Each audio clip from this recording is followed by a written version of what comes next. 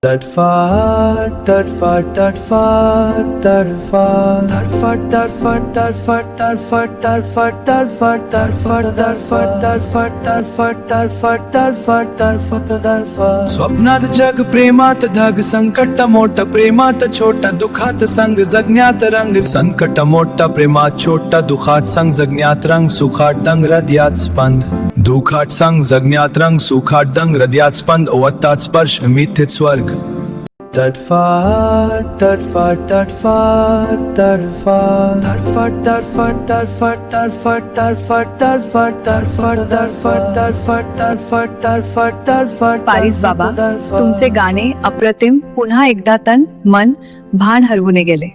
Paris बाबा, एका माणसाने तुम्हाला फसावले आणि तुमच्यावर ही वेळ आली, पण आम्ही तुम्हाला काही सहकार्य करणार आहोत.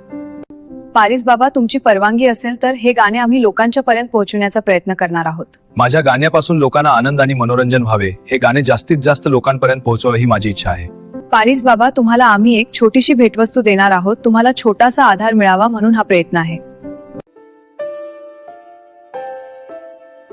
पारिस बाबा, तुमच्या परिवारासोबत आम्ही तुम्हाला जी भेटवस्तू देणार आहोत ती स्वीकारण्यासाठी कृपया चला. तुम्ही जी आदरपूर्वक भेट देणार आहात त्याचा मान सन्मान राखण्यासाठी ती भेटवस्तू स्वीकारण्यासाठी माझी काही हरकत नाही. आज आपण पारिस बाबा यांना 2 लाख रुपयांचा चेक देणार आहोत. आमच्या या छोट्याशा प्रयत्नामुळे त्यांना छोटासा आधार मिळेल. माझ्या आयुष्यातील वास्तव जाणून घेऊन या मॅडमनी जे आपुलकी आणि आधार दिला याबद्दल त्यांचे खूप खूप आभार.